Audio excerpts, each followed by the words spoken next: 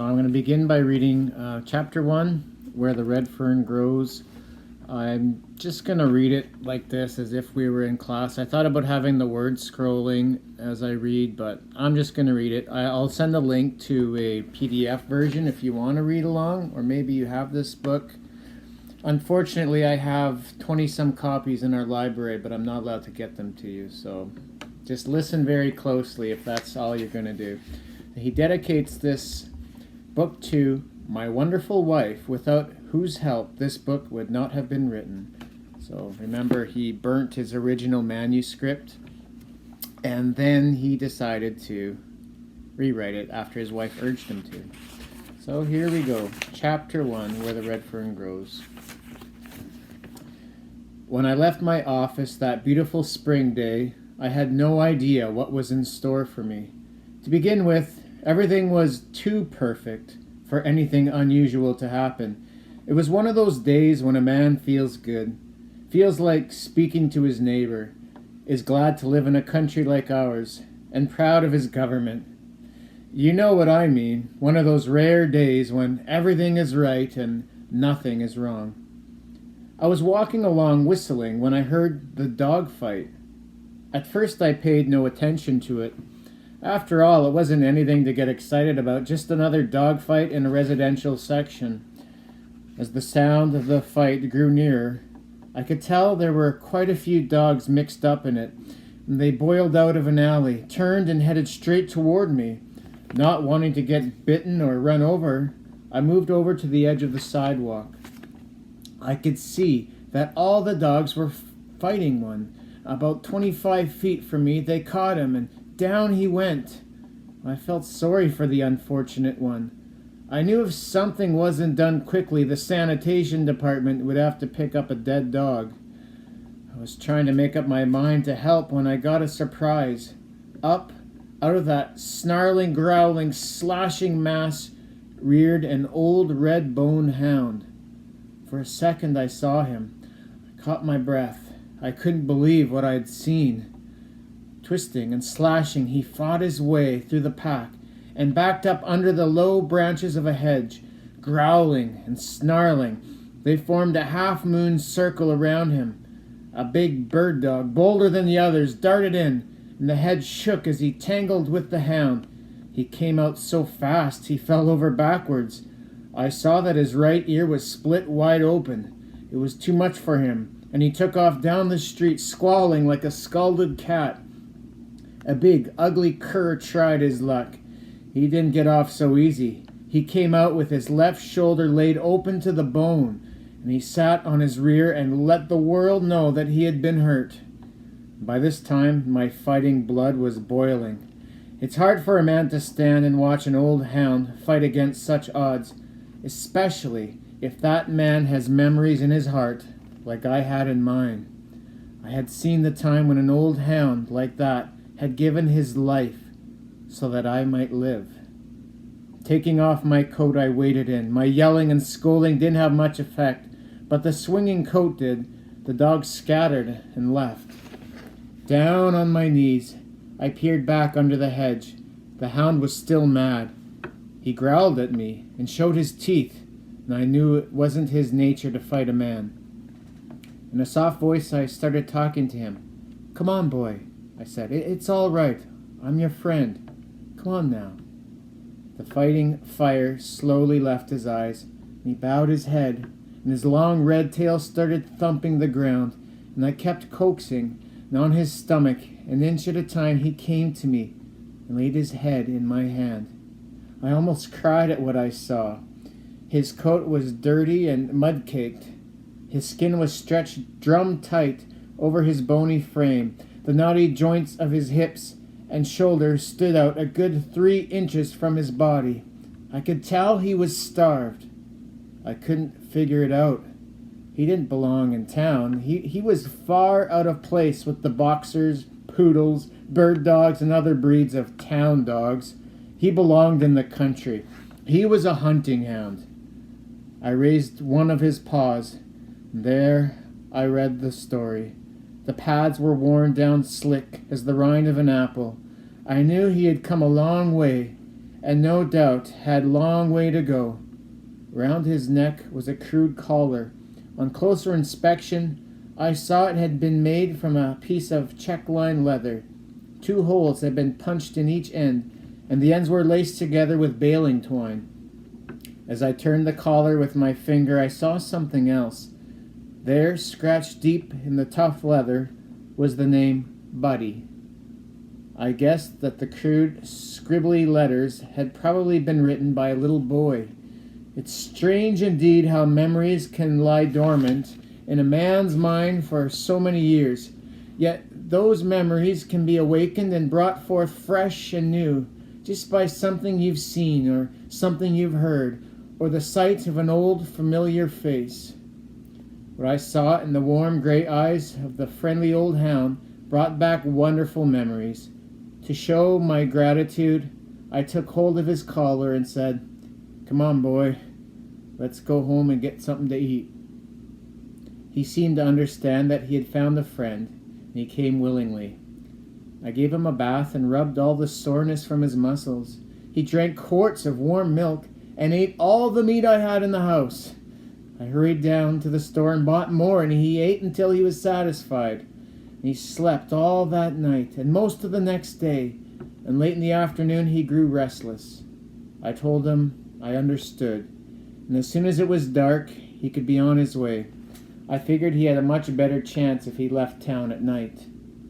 That evening, a little after sundown, I opened the back gate, and he walked out, stopped, turned around, and looked at me. He thanked me by wagging his tail. With tears in my eyes, I said, "You're more than welcome, old fellow. In fact, you could have stayed here as long as you wanted to." He whined and licked my hand.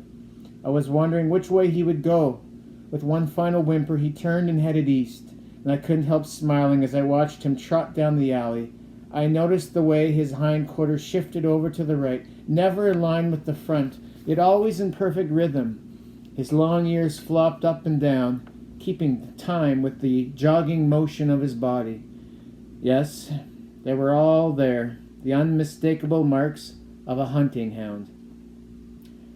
Where the alley emptied into the street, he stopped and looked back.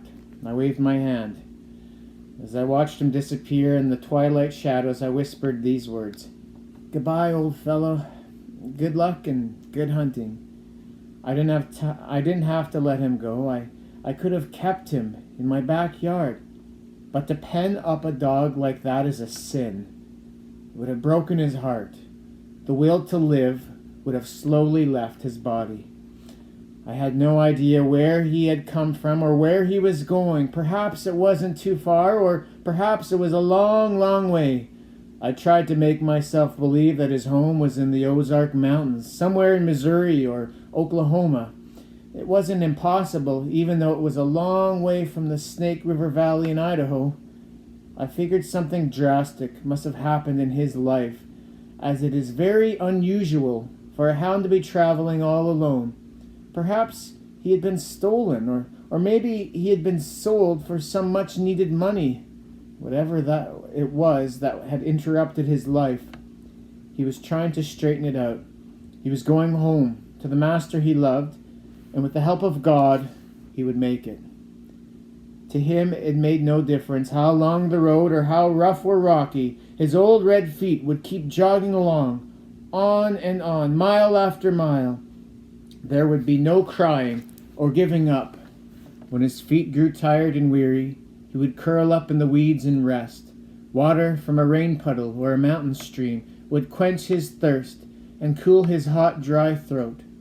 Food found along the highway or the offerings from a friendly hand would ease the pangs of hunger. Through the rains, the snows, or the desert heat, he would jog along, never looking back. And some morning, he would be found curled up on the front porch. The long journey would be over. He would be home. There would be a lot of tail wagging and a few whimpering cries, and his warm, moist tongue would caress the hand of his master, and all would be forgiven. Once again, the lights would shine in his dog's world. His heart would be happy. After my friend had disappeared in the darkness, I stood and stared at the empty alley. A strange feeling came over me. At first I thought I was lonely or sad, but I realized that wasn't it at all. The feeling was a wonderful one. Although the old hound had no way of knowing it, he had stirred memories, and what priceless treasures they were. Memories of my boyhood days, an old KC baking powder can, and 2 little red hounds. Memories of a wonderful love, unselfish devotion, and death in its saddest form. As I turned to enter my yard, I started to lock the gate, and then I thought, no, I'll leave it open. He might come back. I was about halfway to the house when a cool breeze drifted down from the rugged Tetons, and it had a bite in it, and goose pimples jumped out on my skin. I stopped at the woodshed and picked up several sticks of wood. I didn't turn on any lights on entering the house. The dark, quiet atmosphere was a perfect setting for the mood I was in. I built a fire in the fireplace and pulled up in my favorite rocker. And as I sat there in the silence, the fire grew larger and it crackled and popped. Firelight shadows began to shimmer and dance around the room. The warm, comfortable heat felt good. I struck a match to light my pipe. As I did, 2 beautiful cups gleamed from the mantel. I held the match up so I could get a better look. There they were, sitting side by side. One was large, with long, upright handles that stood out like wings on a mourning dove, and the highly polished surface gleamed and glistened with a golden sheen. And the other was smaller and made of silver. It was neat and trim and sparkled like a white star in the heavens. I got up and took them down. There was a story in those cups, a story that went back more than half a century. As I caressed the smooth surfaces, my mind drifted back through the years, back to my boyhood days, and how wonderful the memories were. Piece by piece, the story unfolded. That's chapter 1, and now we're going to do a few questions. Question time. So what I want you to do is, hopefully I have it set up, find the link with all the questions, and you go to chapter 1 questions from your booklet, and you're going to answer the questions just there. After I'm going to give the answers to the questions, I want you to correct anything that needs correcting, switch up some things. If it's fine, that's great as well. Don't be lazy. Don't just wait for my answers and then type that in. I want you to think about the questions and then make any changes you need to. So here we go. Chapter 1 questions. First question is, why, according to the man, was it a rare day? So you can pause if you need to, pause the video, or maybe you're doing this after. But why was it a rare day? It was a rare day because everything seemed perfect. Everything was just perfect that day, and that's kind of doesn't happen very often, does it? So that's the answer to question 1. Question 2, describe and draw the scene in which the dogs are fighting. Well, you can't draw it, but you can describe it. What was going on? What was going on? You might want to say there were some dogs running from an alleyway. There were some city dogs chasing a country hound dog. They chased him into a bush, and the man, we don't know who he is, the narrator man, stepped in, chases all the city dogs away in order to help out the hound. So that's kind of describing what happens. Also, you might want to add that 2 city dogs got bit by the tough old hound dog. So way to go, hound dog. Question 3. Why did the man believe that the dog belonged in the country?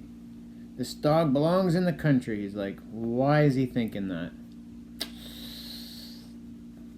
Well, he could tell it was a hunting hound. He must have had some prior experience with hunting hounds. He knew this is a country dog. It hunts, shouldn't hunt in the city. So that's how he knew it belonged in the country. How did the man help the dog? pretty easy. He gave it quarts and quarts of milk and all the meat in the house. That's very generous. I hoard my meat. Some people hoard toilet paper. I hoard meat. It's like it's mine. But he gave it to the dog, and then he went out and bought some more meat and kept feeding the dog till the dog was completely full. And if you know dogs, they can eat a lot when they have to. Now, question 5 we can't do about designing a title page. We would have done that. But there are some words to look up. 4 words: residential, scalded, crude, and priceless. You can look them up, or maybe you know them. And then I'm just going to say what they are as well here. Hopefully I can somehow upload it later with answers, but I want you to actually do some work on this. Residential, an area where people live. It's easy. Residential area of town, that's where people live. Scalded, that's when you get injured with a hot liquid or steam. Scalded. He used it as a figure of speech in the story. Crude, we saw that word before in Hatchet. Crude, rough or unrefined. Crude oil. Crude jokes. And priceless, this one, you need to know what priceless is. People write, oh, it doesn't have any price, it's not worth anything. No, that's worthless. Priceless is so precious, you can't put a price on it. It's so precious. So you think of your family's priceless, hopefully. Now, last thing you're going to do is you're going to take these words and you're going to put them in the sentences. You can make 1 or 2 or 3 or 4, however many you need. I got 3 sentences I've made, but please write down your own sentences. I'll share mine though. Sentence 1. The residential area of Melfort is crude. The residential area of Melfort is crude. So residential, where people live, and it's crude. It's rough. It's unrefined. It's Melfort, right? Second one. Don't scald yourself when making spaghetti. You know, you got the hot noodles, you dump it in and steam. Don't scald yourself when making spaghetti. One more. Teaching while wearing pajamas is priceless. See, I'm wearing pajamas underneath. I just got this on. No, actually I don't. But teaching while wearing pajamas is priceless. It's so precious, you can't put a price on it. That's how great it is.